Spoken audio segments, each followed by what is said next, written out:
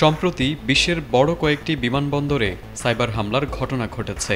সেই ঘটনার প্রেক্ষিতে এবার নড়ে চড়ে বসেছে বাংলাদেশের বেসামরিক বিমান চলাচল কর্তৃপক্ষ। আর তাই সাইবার হামলা প্রতিরোধে দেশের সব বিমানবন্দরে সতর্কতা জারি করেছে সংস্থাটি। গত সেপ্টেম্বর মাসে বাংলাদেশের বেসামরিক বিমান চলাচল কর্তৃপক্ষের ওয়েবসাইটে সাইবার হামলা হয়। এতে বড় ধরনের ক্ষতি না হলেও কর্মকর্তাদের মধ্যে আতঙ্ক সৃষ্টি হয়।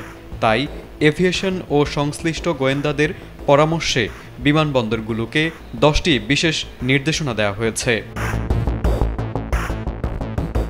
নির্দেশনায় বলা হয়, বিশ্বের বিভিন্ন বিমানবন্দরে সম্প্রতি সাইবার হামলা হয়েছে।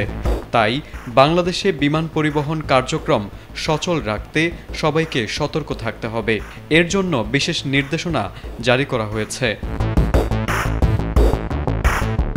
নির্দেশনার মধ্যে রয়েছে শক্তিশালী পাসওয়ার্ড ব্যবহার, সন্দেহজনক ইমেইল ও লিঙ্ক থেকে বিরত থাকা, সফটওয়্যার ও অ্যান্টিভাইরাস নিয়মিত আপডেট রাখা, পাইরেটেড সফটওয়্যার ব্যবহার না করা, অফিসিয়াল ডিভাইসে ব্যক্তিগত অ্যাপ ইনস্টল না করা এবং মাল্টিফ্যাক্টর অথেন্টিকেশন ব্যবহার।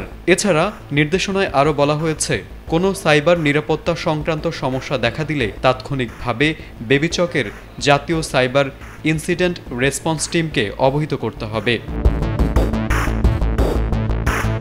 বাংলাদেশের বেসামরিক বিমান চলাচল কর্তৃপক্ষ সূত্রে জানা গেছে, গত 15 সেপ্টেম্বর সংস্থাটির প্রধান কার্যালয়ে সাইবার হামলার ঝুঁকি ও প্রতিরোধমূলক পদক্ষেপ নিয়ে বিস্তারিত আলোচনা হয়েছে। বৈঠকে জানানো হয়, লন্ডনের কয়েকটি বিমানবন্দরে হামলার পর ফ্লাইট পরিচালনা বন্ধ করতে হয়েছে। এই ঘটনার প্রেক্ষিতে বাংলাদেশও আগাম সতর্কতা নেওয়ার সিদ্ধান্ত নিয়েছে। তারেক আজিজ, এটিএন বাংলা।